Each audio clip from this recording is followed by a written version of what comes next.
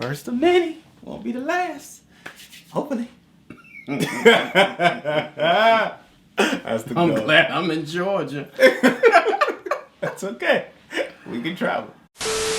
What's up, beautiful people, to another episode of the Rickey Jones Jr. podcast. It's me, Rickey Jones Jr., back again for another conversation. As you all know, it is June, okay? And this month of June, we know Father's Day is this month. Okay, it's a few days away from this here episode. But more than anything, I wanted to use this month to highlight and emphasize fathers who are doing great jobs that are inspirational, encouraging, and can help other fathers do and be the same, okay? Now, this one is also very special, near and dear to my heart, because on this here conversation, I will be having with us all my father, the man who raised me to be the man that I am today, have the outlooks that I have now, and is the one that has the faith, right? He has the faith that then imparted into me the faith of God, which, you know, that's something that is intangible and something that you just can't quantify, right? And so, as y'all know, I usually do shout outs for these videos. However, this one, I just want to shout out my dad, right? Because he didn't have to do it. He was here on vacation with my mother, and I was like, Dad, I would greatly appreciate it if we could do an interview. He was like, I'll think about it. And lo and behold, he said yes, okay? So at the end of the day, without further ado, let's go ahead and get into today's conversation with my father, the Rickey Jones Sr. God made it so, that wasn't me, God made it so that I would have the ability, we would have the opportunity to have a conversation with my father in honor of Father's Day. So today I have here with us all today, my father, Rickey Jones Jr., Reverend Rickey Jones Jr., if I was to say it all completely right. He's here with us. So welcome, sir. Welcome, Father. How you doing? I'm doing wonderful. Okay. I noticed you introduced me as Reverend Rickey Jones Jr., but I am a senior. Got him. See, I'm so used to saying junior. So obviously, he is definitely the senior and the source of the Rickey trilogy now, right? Because there's three of us: Rickey Sr., Rickey Jr., and I have Rickey the Third. So thank you for that. Definitely clarification. Any other way in which you would like to introduce yourself, Senior? No other way. Okay, there it is. See, I messed up. Rickey right? Jones Sr. Boom. Just like that, ladies and gentlemen. We have Rickey Jones Sr. here. So, first off, I want to say thank you. Thank you for joining us here today. I know you were first trying to figure it all out, but you said yes. So yes. I thank you. I thank you for that. Now, I do have to say thank you as well for who you are and the calling that you accepted from God, which then led you to become, Reverend Rickey Jones Sr. Largely because it helped me. It helped me to stay away from certain things in life. There were various opportunities that came my way, and not all that I reject. Some I did, right? Make mistakes, but nonetheless, some of them I didn't do for the sheer fact of who you were, and with the idea, I don't even know where the idea came from, which maybe we'll talk about it to come out, but I had the idea that I didn't want to tarnish the family's name, or even more than anything, tarnish your reputation in some cases. And so I was like, okay, let me not partake in certain things. So definitely have to say thank you for who you are and what your calling that you accepted, because like I said, it kept me clean. Sometimes. There was a time that it's like, okay, I get us a try and see what happens. God, you still love me, so I appreciate you. So, question, are there any funny memories that you have or funny stories that you have being a father? Wow, I would really have to think about that. Okay. No, you do that. I'm going to tell one of mine. Sure. I'm going to tell one of mine with you being my father, right? One of those funny stories. So, there was a case where I had the audacity to attempt to sneak my girlfriend at the time into the house, my parents' home. And I don't even know, but you're young and dumb at the end of the day. So that's what I was. But nonetheless, snuck her in, thought I did everything right. You have the alarm system on the house. I turned the alarm off so that when I opened the window, it wouldn't chirp. Just different things you think you need to do what you're trying to do. And had her in the room, and we were watching TV, and I just heard a knock on the door. I was like, oh, snap. oh snap, you mentally saying shush, but you can't say it because it is already obvious, yada yada yada. So nonetheless, I go to the door. I was like, hey, but I think I kept the door closed. I don't even know if I opened the door. And Dad was like, you know, opened the door. Oh, okay, I opened the door, and Dad said simply, I can't forget. He was like, if you have somebody in this room, she needs to go. You need to let her go. And I was like, oh snap! Like those are the words I remember. You remember any different? I really don't remember. Okay, what yes. I said. No, so that was like the gist of it. So you kept it vague but definite at the same time. Like you knew somebody was in there, but you left it to me to make the honest decision, right? And so I was like, yes, sir. Closed the door back. It was like, hey, you have to go out the window. So she went back out the window. Thankfully, we were on a single-story home, but it was a little elevation. So nonetheless, she left. And then once she left, we had a conversation, and Dad talked to me and set me down. And I don't think I received a whooping for that. I think it was at punishment stage because I was in high school. And, different privileges and things like that was revoked. But that was like a funny story because you came in, it was like, God told me somebody's in this room. And I'm thinking, my goodness, like, what? What? That was the first time and the last time, the first time in which something like that took place in our house. So looking back on it, it was definitely funny. Being in the moment, it definitely was not funny at all. But no, like that was a story that stuck out to me. So I'm surprised that he would be sharing that one. But yes, that basically is what happened. And yes, the Lord definitely woke me up and then let me know that Ricky has a little girl in the room, so I need to handle the situation as a father. Right. But I think my funniest thing that I have as a father, I would say mainly is when he was playing basketball. And then also teaching them how to play, but also playing on a team. And Ricky just did not know how to dribble. He wanted to just run. They used to call him Walking Jones. Traveling Jones. Yeah, Traveling Jones. Traveling Jones. Oh, snap. And so that was the funniest thing, is watching him play on a rec league. Yeah.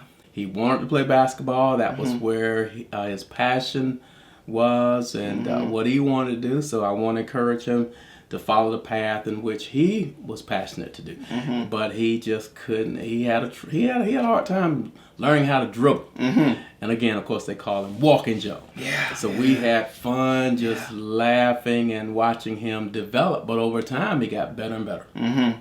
That was one of the funny moments. Yeah.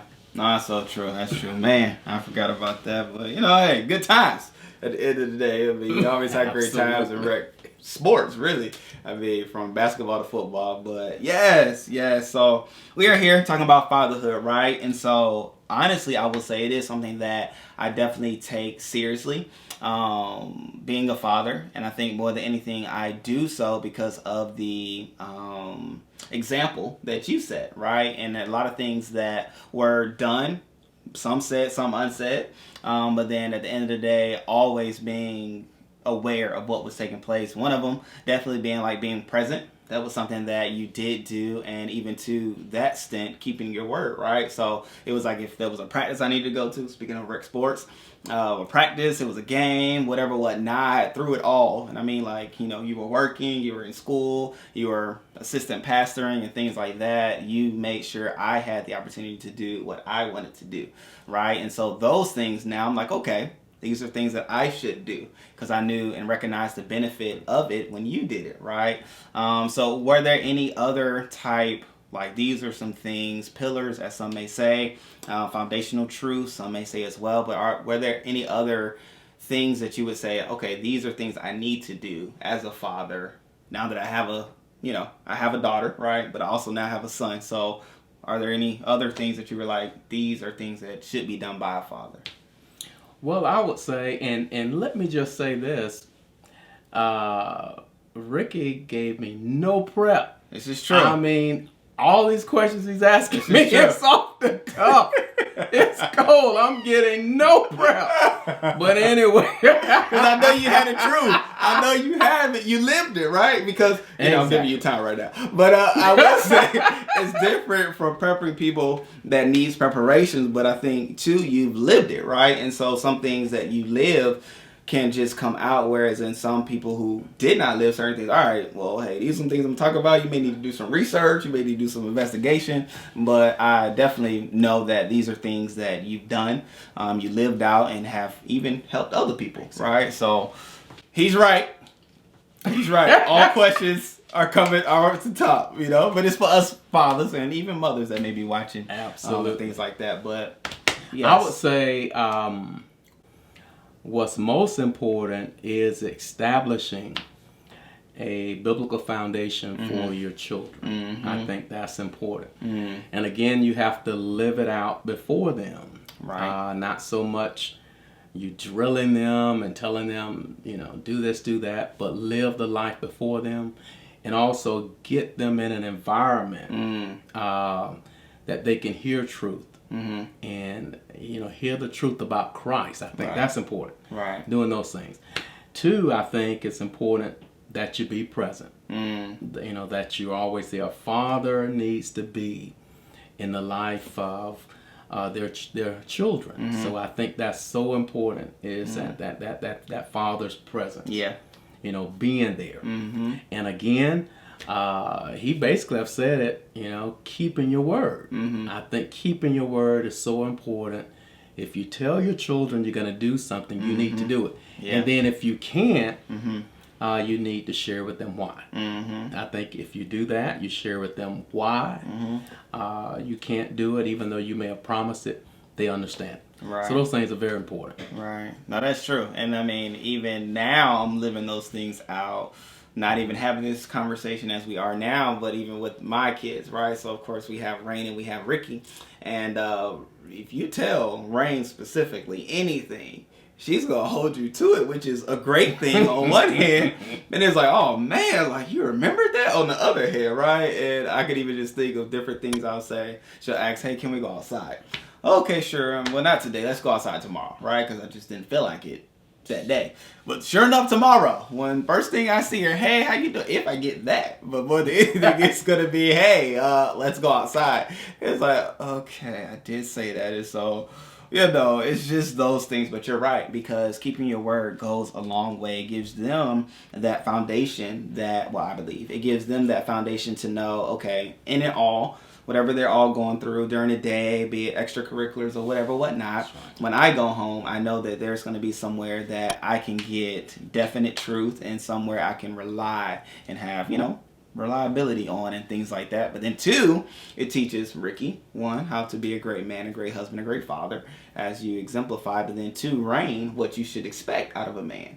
So it's like multiple dynamics and dimensions that fathers have to think about, right? Because you're not only parenting them, but you're also demonstrating to them what they should be and what they should expect. But then also, too, preparing them for when it's their turn, right? But, I don't know how often fathers we're talking about fathers, but how fathers think of it that way. But those thoughts have to be the thoughts that go into what you do each and every day. Because you're growing up, you're grooming, you're conditioning, you're building up a person that has thoughts, that will have ideas, that will have truths, and will live out ultimately what they see you do first before they actually hear what you're saying. Because I can even say, being your son growing up, there were some times where I heard what you said, and maybe I didn't do it or did it later and things like that, but I always knew what you did and watch what you did as a representation of this is what should be done. Right, and one of those things being, so we can even give real examples, your endeavors in school, right? College specifically. Winning and graduated from Carver Bible College, I saw you matriculate through it in your time, right, on one hand, but then 2, you didn't finish. You didn't quit. Which was something that I was like, okay, that is something that we do. Once you start something, you should finish it. That was without even you saying it, and maybe you have, but that was the understanding that I received from watching you do just that. If I start something, I'm going to finish it. And how long did it take you to even finish your college that college education? 18 years. 18 years. 18 years of working. Right. Being there, oftentimes working a lot of overtime and things of that nature. And then still being present with family. I wanted to make sure I was there for my wife, there for my children. And then also school, the man of school. Right. And church. And I was an assistant pastor, preaching twice a month, teaching, leading ministries and all that. So, I mean, I definitely burned the candles on both ends and the middle. Which one thing I want to make sure when it came to Rickey was that, Rickey, I wanted to make sure, and I think I shared this with them more than once. I want you to get your education as soon as you get out of high school. Right. Get that done, get that behind you, then get a family. So you want to at least have that arm of getting your education, your high level education. Right. While you also are trying to tend the family, because it can be tough juggling all those balls at the same time. Right, which is so true, which of course definitely thank you all for that, because not only did he say that to me, but also shown it, did it, right? There was action backing what was said, in the sense where I was able to go to and get my undergrad and even part of my master's as well paid for. My parents paid for it, made sure that I had the opportunity to focus on school and not necessarily the tedious, mundane figuring it out like you had to do work, yada yada yada yada yada. But no, just you go to school, you focus on education, and you graduate, and do what you do after that. So I did that undergrad, right? Then went to the master's level, and it was like, oh, okay, I found a wife, so things changed. But nonetheless, no, you're definitely on it. So that was just a couple of things that came to mind for me that I saw. But was there anything that your dad showed you while being raised by him that you said, okay, these are some things that I should do when it's my turn to not only father children, but also be a husband to, a wife? So were there anything there? Well, see, I think, yes. Without question, there were some things that my dad showed me by example, living example. He was not one who really talked a lot, was not a big talker, but he lived by example. And one of the things my dad showed me while I was growing up was that it was his responsibility to pay the bills. I saw my dad do that. In fact, back then, you would go to the different companies. You would go to Georgia Power Company and pay your light bill. You would go to the gas company, pay your gas bill. So he would have me get in the car with him. And I would ride with my dad and pay utility bills. So I saw my dad pay bills, so I knew it just, for me, it was my responsibility to pay bills. So that's what I took upon myself, paying bills. Taking care of the cars. I saw my dad wash vehicles, take care of the vehicles, do things that need to be done. So I assume that's my responsibility as a father to take care of the cars. I saw my dad, cut the grass, take care of the yard, and do those things. Now, my mom wanted her front yard done a certain way, so she would do it herself. Okay. But the backyard and all the hedges and things like that, my dad did it, so I assume it was my responsibility to do it. So it was those things like that that I learned from my dad, and learning from my dad, I just assumed that I'm to do those things. My dad, when it came time for me to go to school, there was times when I didn't ride the bus. And when I needed to be taken to school, guess what? My dad took me to school. My mom and dad both worked, but my mom would just go straight to work. My dad would take me to school because he worked a different shift. So I noticed it's when I had to take Rickey to school, or when Rickey was not riding the bus, I would take Rickey to school. I can take Rickey to school. Not a problem. I saw my dad do it. Wow. So those things that my dad did, many of them I incorporated in my life as a father. And so I noticed that it's sort of generational. Rickey's doing a lot of the same things I did because he saw me do it. Right. That's very true. That's good. That's good. And honestly, this is the first time we even having that conversation pertaining to his father and things like that. But you're right when you were saying that with taking me to school. That's what you did, right? And you know, that's pretty cool. Even to the extent, right? Because your dad did it. So that just again just reiterates the fact that our kids do a lot of what they see us doing. Now, will they hear what you say? Absolutely. But we know, right, our kids are not limited to what we just say, but they also have other influences. They have friends, teachers, coaches, the list goes on. Internet now and social media for a lot of our kids now, which has its own things. But nonetheless, with it all, our kids hear what we say, but then they'll weigh it out, but they'll see what we do, and oftentimes those things that they see us doing will be the things that they, as you even talked about, do themselves. So, wow, that's pretty cool to even think about it that way. Now, I will say, I was thinking one day, I don't remember the day, I think often, but nonetheless, in the thought, it was the fact that, you know, I have now you that is here with Ricky, right? As a grandparent and Rain as well. So I get to watch your interactions with them, which honestly, now that we talk about it, lets me know how I will potentially interact with my grandkids, right? But you didn't necessarily have that ability with your father in that when I was, I don't know how old I was, maybe 2 or so when he passed away.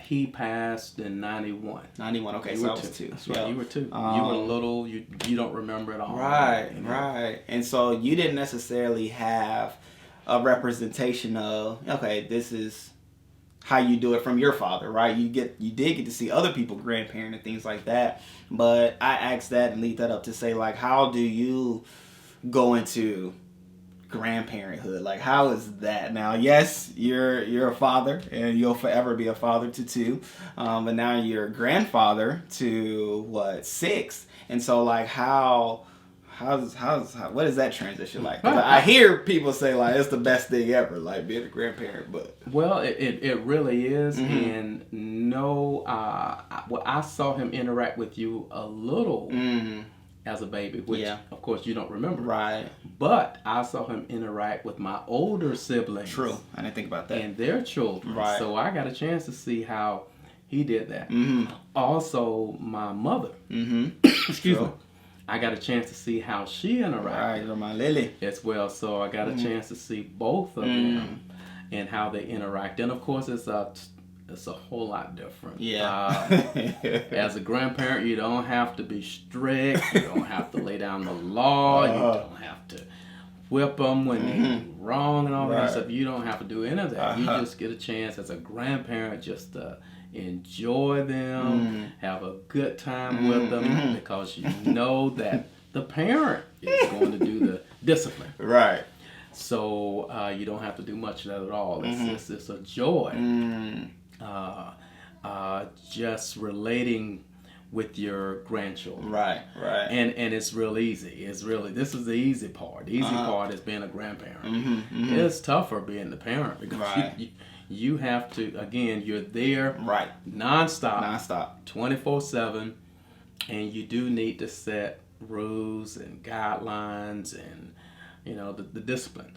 But with the grandparent, no, you get a chance to just love on them and enjoy them, have fun with them, and allow them to kind of enjoy some of the liberties that they don't enjoy with their parents. That's the truth. That is the truth. Talk about late bedtime, eating and drinking when they want to, whatever they want to.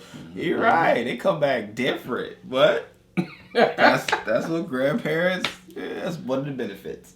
Exactly. No, that's good. That's good. So, no, I love that. I love that you have the opportunity to not only, like I said, raise your children, but then also now be a grandparent to 6. And so, I mean, that has its own dynamics and things like that. But that's true. I mean, he just said that 6, and my daughter has the older children. Right. All girls. So all girls, and they see me as granddaddy. And I get it, and I appreciate that. I embrace it. The younger 2 see me as grandpa. I'm more of the older person to them, but to to my older grandchildren, I'm sort of the younger granddad. This is true. You know, that can really kind of relate somewhat. And so it's a joy with both ages. Also, I didn't even think about that. So the idea behind granddad is like you're more my age or relatable, closer to my dad, and grandpa is like kind of ancient old type. Right. Oh, right. And see, the little ones see me as an ancient old man. I got you. Grandpa to them. Right. But I'm granddaddy to the older ones. Wow, that's good. So does it work as well with like dad and father? Is that like a thing too? Whereas like my dad he's younger, father's kind of older. Is maybe not. Maybe not. Okay, because I say that because I was wanting Rain and Ricky to call me father. Like I wanted that for a while. Oh, really? Now they don't do it. They don't do it. Dad and daddy. Yeah. I just like how father sounds. Like father sounds official and proper. And that's what it is. Official and proper. But they want to relax. They want to relax. That's my daddy. No, that's true. And that's what I hear. I'm here for it. You know, it's Father's Day, so I figure, call me father, but I don't know. It is what it is. But so now, even with other fathers and things like that may be tuned in and watching, what are some other things that you would say, okay, now this world is different. Let me caveat the thought with this world is definitely different now and even evolving to where it will be when my children are of the age where they're truly immersed with everything. Because now, I'm pretty much their world. Crystal and I are pretty much their world, and the community that is around us, we're pretty much their world. But the day will come where they do have social media pages. They are being influenced by what's going on out there, right? Which something you didn't really have to deal with. There was MySpace at my time, but I was in high school when MySpace came out, really college. So y'all didn't have to really deal with that. But like, what are some things that you would say that live true beyond whatever is going on out there in the world now? Yes, you said having that biblical foundation is true. Absolutely. Live to that this day. Myself, hopefully you as fathers as well too. Being an example, right, is what we're also hearing that is very true and necessary. Right. But then also doing what you say and saying what you do is another thing. But are there any other like truths that you think will stand the test of time no matter what's going on in this world as it is changing?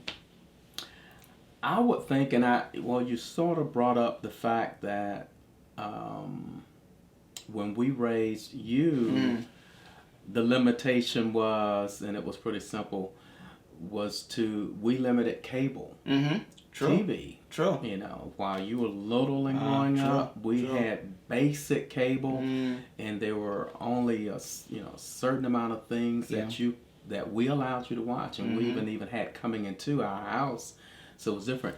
And I noticed you're doing some things different. I mean, they're watching very little TV nowadays because of what you can see now 24/7 that you couldn't see That's true. Years ago. So I think that the truth of being a parent, and I think you do need to limit what information they're getting in at a certain age until they're developed and ready to take on some other ideas and information that they can, if you've given them the proper truths, then that information, they can properly process it and go, this is not right or this is wrong. So I think that's one truth that I think needs to continue. Yeah. As Christian parents, knowing what information they're intaking, you probably need to limit that until they're ready, mature, and that you've built them up with the truth of God's word, and then they'll know what they need to do, not do, things that they need to say and not say. No, that's so very true. No, that's true. I didn't even think about it that way, but you're right. Cable was one of those things that were of that time that was limited in our home. Right. Now the funny thing is, right, I had friends that had cable. And so There were times where I would go to my friend's house to watch cable or certain shows. But at the end of the day, what I did know is that even though I may have partaken of those things out there, not to bring it home, right? I mean, there was a force field of itself that was around our home, not physically, but just knowledgeable wise, that, okay, there are certain things that I should not talk about in the house, certain things I should not do in the house in front of my parents, and things like that, which I think is good. So, yes, so as the scriptures go, train your child in the way they should go. When they're old, they won't depart from it, which definitely reigns true to what you just said in the sense of, doing what you say, saying what you're doing, but then at the end of the day, knowing that the fruit of what you have said will eventually come out, which, I mean, exactly. That's the beauty of God's word, and it reigns true and it reigns supreme. So just making sure you're doing the necessary things to keep them away from such evils. But at the end of the day, the truth is there were some friends that I had that had cable, and but at the end of the day, I knew that even though I partook of those things out there, I knew not to bring it home.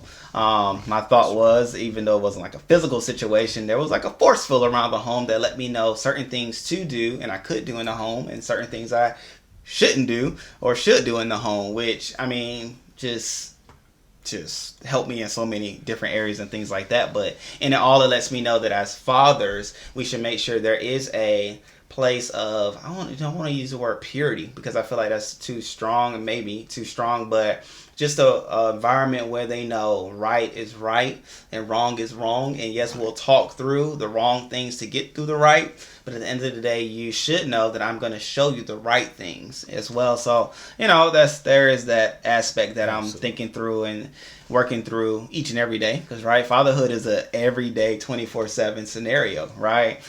So much so that just the thought came to mind when I was a younger child. I don't even know what to call it, but it is what it is. I would throw up a lot, and let's just say that I used to throw up a lot at night. And so when I would throw up in the bathroom, I would go to my parents' room, go to my dad's side. I don't think I went to my mom's side ever, but I would go to my dad's side and wake him up and, hey, Dad, I threw up again. And he'd say, okay. And I'll go right back to my bed, and he would go in there and clean it up. And I mean, that was just a thing that we didn't say this is the way you do it, but just was a way that I just went about it, knowing that he would take care of it type deal. So, I mean, I say that to say again, how being a father isn't something that just goes on and off. But definitely you showed me the fact that, okay, if something go wrong at the home or with the kids, hey, Ricky, you need to wake up and make sure everything is fine, which I do as well. So, I mean, again, just those little things build to the big things of fatherhood, and being a father. And so that was cool. Now, I do want to hit on this, right? And this being, so you being a preacher, you being a reverend, right? My whole life, at the end of the day, I feel like, well, that's what I know you to be my whole life. But at the end of the day, there was a time in high school, I'm going to say, where people started calling me preacher and things like that. And I was like, no, that's not me. That's my dad, right? And so, but I heard it. But I will say, right, I don't even know if we even said this, but I will say one of the things that kept that no, that's not me, that's my dad, being one of my responses is the fact that you, to me, set a high bar. And I was like, man, I don't want that. I don't want to try to do what he does, because he does what he does well, and I know what it takes to do what he's doing. But then there's even to that aspect at one point where I was like, okay, I don't want to live in that limelight or that I don't even like Tiger Woods' son Tiger Woods is a golf player, right? And his son may say, no, I don't want to play golf because my dad did that. He does it so well, right? So it was kind of like that aspect that I was battling with. But at the end of the day, it took me to have a full understanding of who I am in this world, and my part in this world, my purpose in this world, to say, okay, no, despite what my dad has done, or what he is doing and who he is and the things that he has accomplished, I too can do what God has for me to do, right? Exactly. So I had to make that shift with age and in relationship with God to let me know that, okay, no, it's not so much where I have to do what he did, but I can do what I do through the powering of God, empowerment of God. So like, that's right. How would you say if there is a father, son-father relationship, or even maybe father-daughter relationship where they, the father, have a child that's walking in their footsteps? Like, how would you recommend them to talk to them, groom them, and things like that? Because when I accepted my calling, you did come. I was in Louisiana. You came down and make sure I had the proper tools. We went to the bookstore and you bought and purchased me. You and Mom purchased me resources and things like that. But how would you suggest fathers to make that shift to their children who are doing something that they ultimately are already doing in their own bent? Because that's the key part. And I would say, and see, it was not my intention ever to try to direct you or force you into ministry. True. But to just be who you are. And of course, it's always the case with ministers. Normally, the children are called PK, preacher's kids. Very or true. Whatever, and they do put that tag on you and expect more of you of whatever. Right. But that's never what I direct, and I think it's important that you allow the children to develop and be who God has designed for them to be. True. And they'll kind of share some of their passions with you or what they're leaning toward by what they enjoy. And I think it's important that you allow your children to be who they are. Now, my prayer has been, and I see God is answering, that of every generation that God would provide a preacher, a minister, someone to herald truth, and not knowing that he was going to call you to preach the gospel, to make sure that the truth of God's word is constantly delivered. And so after you, of course, you have children, and my daughter have children. Right. So possibly one of I've asked, and he's answered, and so maybe one of them may be a preacher, maybe a minister. Yeah. But I'm not one who think that I don't think you should force your children to be something that they're really not. But once you find out what their niche is, what they enjoy doing or whatever, then you put the things around them and put them in an environment that they can grow and develop and be all that God has called them to be. Right. So I think that's important. As a father, God he's going to show you and help you to develop your children. And that's what you're supposed to do.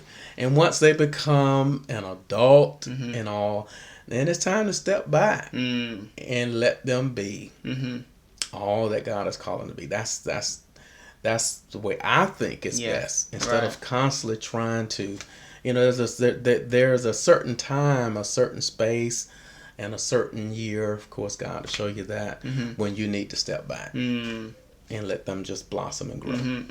Yeah, no, that's so very true. That's so true. And it's funny, when I came down here to Tampa, amongst Crystal and her family, one of Pastor Poe's, her father's saying was that he lived by, you can't raise grown folks and you can't tell them what to do. Like, that was his thought, and probably came because of some pushback that he had and things like that. But I mean, it's very true to your point where there is that stage, and obviously I'm not there yet. I have little kids, but you've been there to see where parenting is a time period, but then being a father, a dad, a daddy to a adult is a thing, but then also now having grandchildren, right, is a thing. So you've seen the different stages and ages in which you do father, right? Because then you father, which is different points in time. So no, that's good.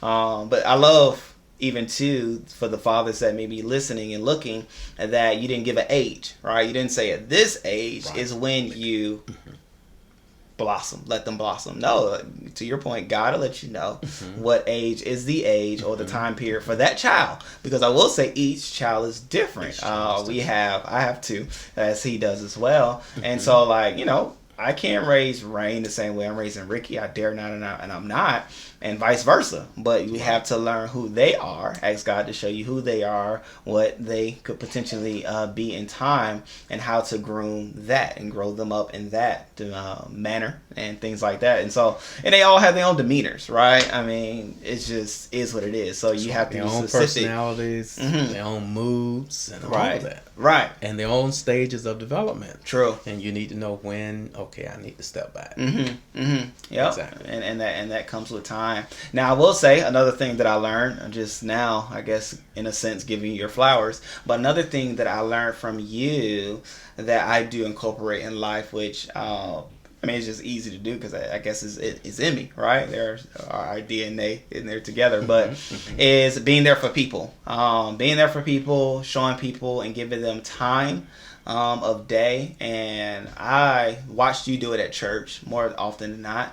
We spend a lot of time in church, but in churches, but I had the opportunity to see you interact with people and not just speak to them in passing, but speak to them as and in the present, right? Make eye contact with people, talk to them, listen to what they have to say. In some cases, no matter how long it is, right? We've been late, well, not late, but waiting at church for time, right?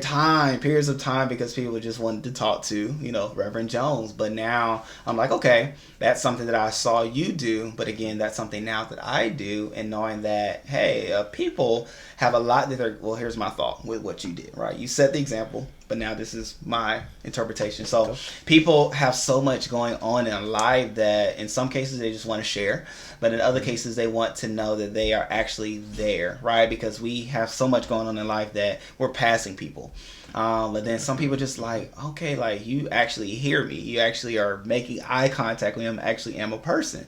And so with that, okay, give them some time. It's not going to hurt you. It's not going to cost you, but a little time. But hey, God has that. But show them that you care. Show them that you're hearing what they're saying and have a response if they want one. Exactly. We know. Some people just want to talk. They just want to talk. They don't want to hear. They just want you to listen. They just want you to listen.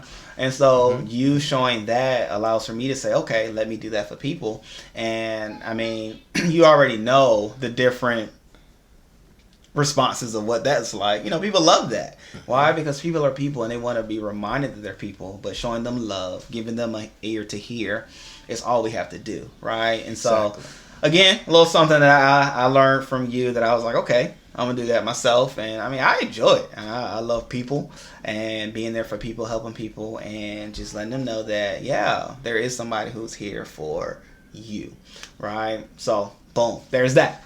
Throw that out there. So, with me, you've been fathering myself for 33 years, right? I'm 33 years of age right now.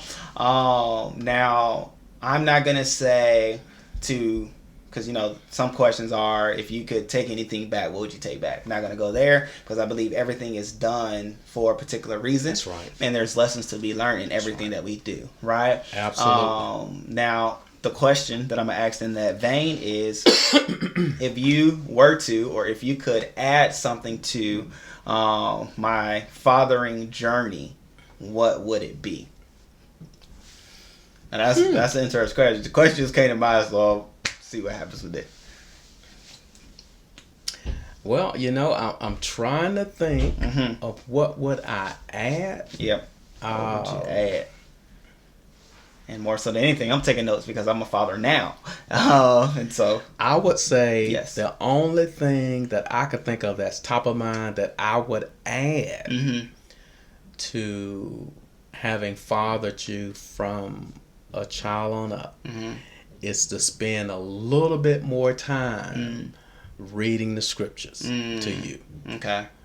Which he saw me reading scriptures. He saw me studying. We would share on occasion in the word. I ensured he was in Sunday school. True. I ensured he was in worship service. But because I was so busy doing so many things, just that sitting down and all of us studying scripture together. I think if there's anything I would add to and do more of, we did very little of that together because we were so busy. I think it's important that all of you as a family and the father just lead in scripture reading and studying more. I won't say exactly how much and all because I know how complex life is and things that happen on a daily basis. But spend a little more time with your children reading the scripture, and then you all just talking about it together as a family. I think that's important. No, that's good. That's good. That's good. I mean, it's funny that you said that because that was something that I was doing with the kids before they were going to sleep, reading a story and things like that. But to your point, as you just said, the complexities of life, as you are busy and doing so many different things, certain things fall off or don't take place as you may want them to. But you know, that's very good. And even in that vein, right? Because I feel like you're on a roll now. But with now as well, right? Life is still busy. It's not like life is getting less busy.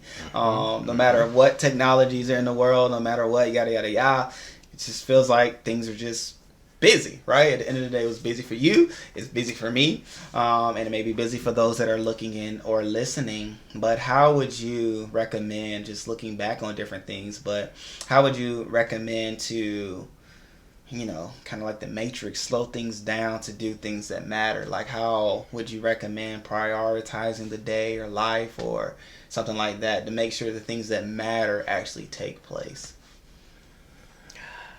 I would say,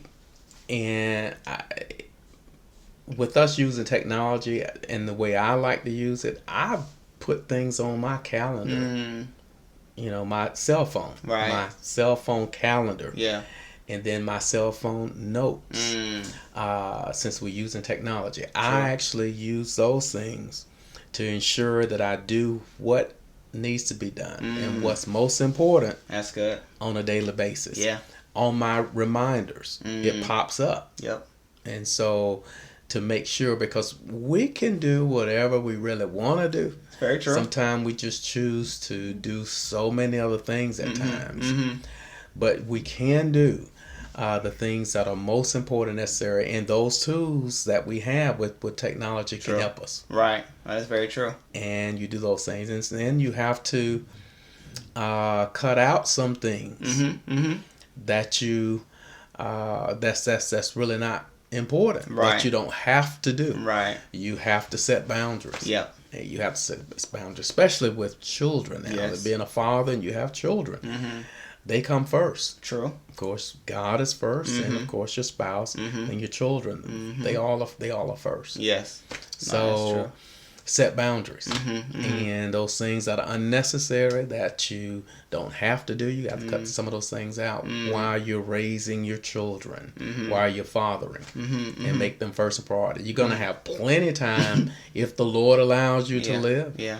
Long life, you will. You have plenty of time after 18, 19, 20 years to do whatever you want to do. Right. Which, I mean, you're on the back end of that, so you know that to be true. I know that to be true. It's not just the same. No, that's good, because I can even say for myself, just looking at things, and to your point of scheduling things that matter, it's so very true, right? You have enough time to do what you want to do. Just have to have that want and willingness to do it. But with that, I said to myself, okay, I need to eliminate television. But more than anything, like eliminate watching TV shows. Because I can watch a YouTube video or something like that, and you know, it's quick. But shows, I would like lock into series and watch episode after episode after episode, and then I look up 4 hours are gone. And I'm ready for the next season type deal. But I had this year, 2022, I eliminated those out of my life. I said, I'm not going to watch any shows this year. And it's amazing how much time I've gained back. But with that time, what I said was, when I would come home from work or have time with the kids, I would be there with the kids. Like you all kids have my time from X time to bedtime. Like, this is your all's time, and we play, we laugh, we run around the house, make a bunch of noise, and all those different things, do homework and all those things, because to your point, I just know how valuable this time is. But then I hear it said so often, like, kids grow up fast, which is so very true. And enjoy the times now. Like, I hear a lot of fathers that have, which I learned as well from other people, but just watching them, and they'll say, you know, get your hugs now, because the day will come where your girl won't want to hug you, your son won't want to give you those kisses and things like that, which is like, oh man, like, who could think? I have a 6-year-old and a 3-year-old, and to think that they will have a time where they won't hug me, like, what? No, were they too cool to hug me and don't want to give me kisses? Oh, they'll be that day, yada yada yada. Like, just is unthinkable. But seeing it happen time and time again, it's like, okay, that day will come. But wait, why are you laughing? What you laughing because at? you got a taste of it when you took Rain to school. I think for the first time at Trinity, you can share that story where she didn't want you to walk her to the classroom, and she was only 5. She was 5. You're right. You can share that story. But it's funny how I turn around, right? So, yes, first week of school, they allow for you to walk your kids to school, right? Because it's a new environment. Like, want to make sure they get everywhere safely. And so I'm thinking I'm going to have a whole 5 days to walk Raina's class, make sure everything is good, give her a kiss on the cheek, tell I love her, you know, all the different things that fathers will love to do. By day 2, she was done.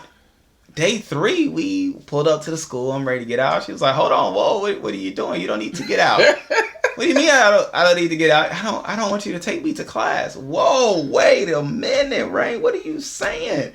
No, I want to do it myself. Like, I'm a big girl. Like, to your point, at 5 years old, she told me she's a big girl and don't want me to take her to class. And I was like, oh, man. So I was hurt. Thursday and Friday, I was hurt. Driving her up, letting her out to wherever. I don't even know where she was going, right? Because when I was with her, I knew where she was going. When I drop her off, I don't know where she's going. But hopefully she's going to the right place.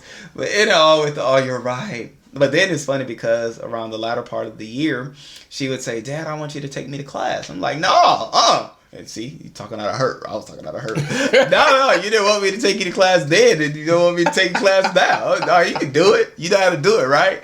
But deep down, I did want to take her to class. But, and all with it all, you're right. It starts early. It did start at 5, right? That age. So fathers, we're saying it now. Like, you have a window. Your window hopefully is bigger than mine. And, you know, there's times where I get more hugs than not. But in all with it all, spending time with them is what you want to do, because that time goes fast. Very fast. It goes fast. And to your point, there's time on the other end for you to be able to, once they blossom, allow for them to blossom and grow, giving them that space from not parenting them nonstop, but allowing them to be who they are and growing up in that. You'll have time to do what you want to do and have time to do and things like that, which I do want to say, segueing, is I did notice a shift in you particularly, which I don't like pointing, excuse my point, but a shift in you. Like, so I grew up, right? He was pretty clean dressed and had the polos and the shorts and things like that tucked in. That was his look.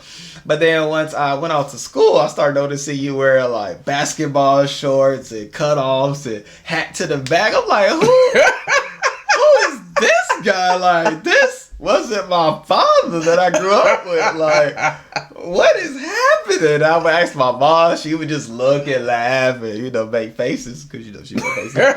But what would you say was a part of that shift? Was there like a relief moment where it's like, okay, I've set the example for this long, now I can do, as you talked about, having those years on the back end, like now I can do the different things that I may want to do that I didn't do to set an example? Like, what went into that whole shift and change and dynamic? Because it was a change. A good change, right? We ain't say he was off on the deep end, but it was a good change. But well, see, I would say that we as individuals, even though we're fathers, we're still maturing, blossoming, growing, and changing too. That's good. And we all have our seasons. Yeah.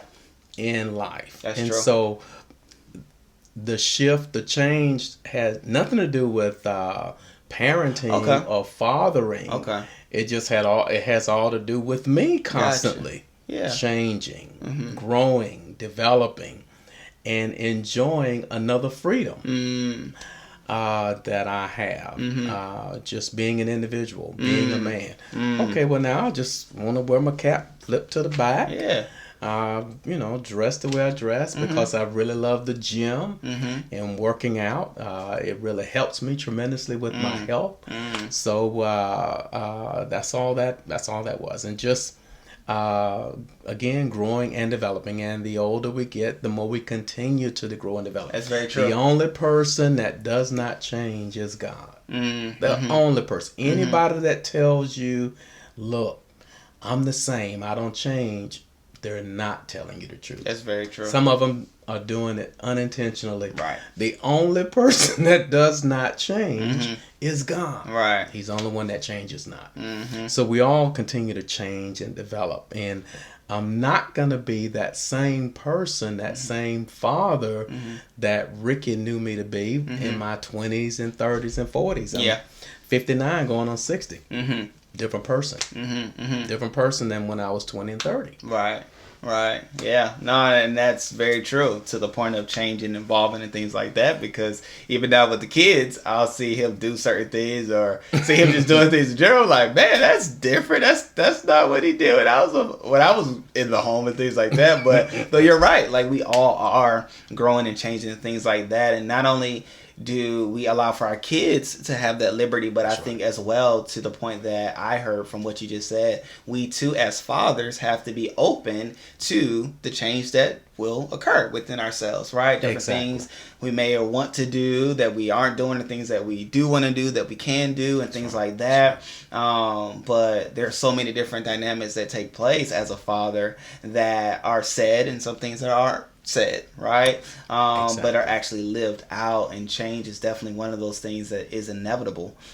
Change is gonna take place, change is gonna happen. So we as fathers definitely want to give our kids liberty, but then also as well be in a group or have some friends where you can be open and honest about the changes that are occurring within your life and different things that you are experiencing, going through, and or may want to do, right? And allow for them in that group, whoever that group is, your close friends, to be able to talk you through those different changes. Because I would say not everything that you may be thinking that you want to do, you should do. But I think, having the right counsel of people around you, we worked that out, yada, yada, yada. Because, and I say that to say with the thought that some changes is like, I want to make this huge purchase of something that they can't afford, right? So it's like, hold on, player, like, let's hold off on that. In due time, you can do that. But to your point of, I want to change what I'm wearing and things like that, go for it, my brother. Let me tell you a store that you can get some stuff from is what good friends would do. But, yeah, so with that, is there any other thing that you could think of would be valuable to fathers that are watching the show? Well, I would say one thing that would be quite valuable is just that be yourself. Be yourself with your children. Be genuine with your children. Be truthful with your children. And just be who God have created you to be. Just be yourself. And that will make life a whole lot better as a father. No, that's good. That's great. And just like that, great people, we will end this here episode. And like I said, I'm also excited about the opportunity that we had today to sit down with my dad. It's our first, and I said in the beginning, before we hit record, this won't be the last.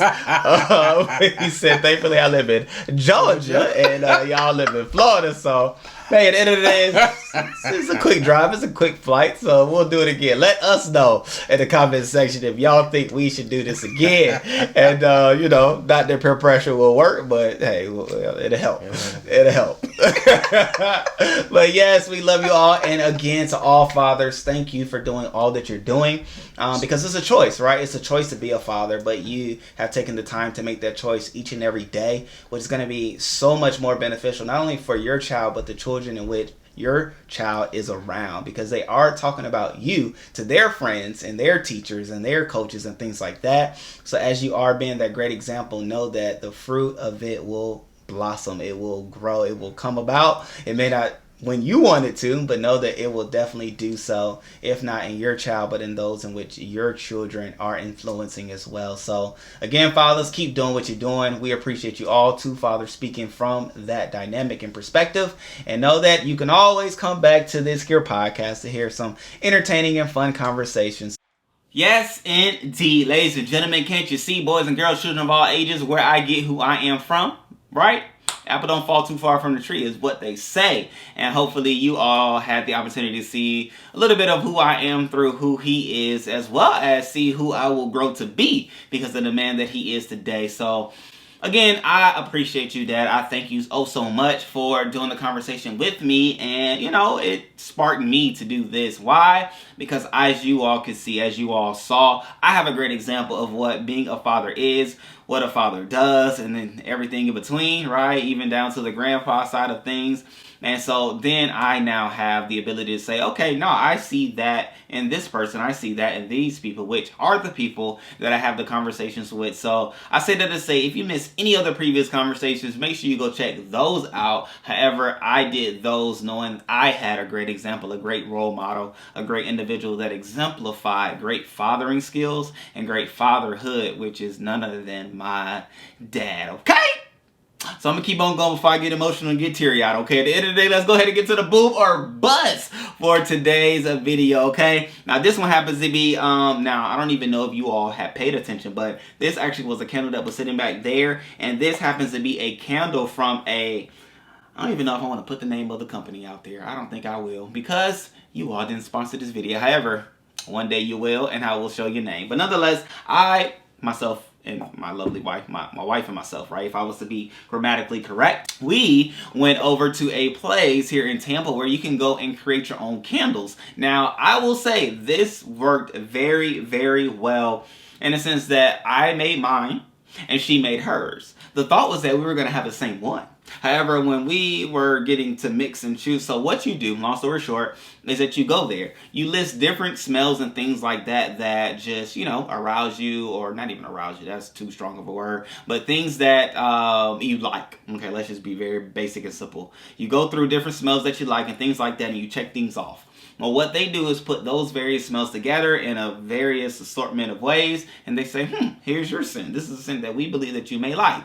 And yes, ladies and gentlemen, I have a scent that I like. Okay, this candle is empty. However, the scent is still there. Man, I recommend you all going to go and do this. Find somewhere in your city, your area, or if you have to go on vacation and find it there, do just that. But you do want to have like somewhere or something that just reminds you of you, right? And what other than candles? I love candles.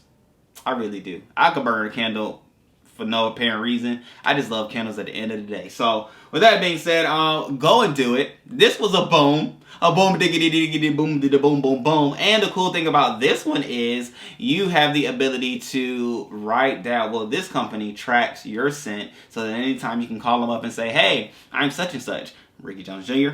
My scent was boom, boom, boom. I would like to order another one, and boom, shakalaka. They will concoct your concoction that you already did that's on file and be able to allow for you to smell it again, okay? So I say all that to say that's what I need to do.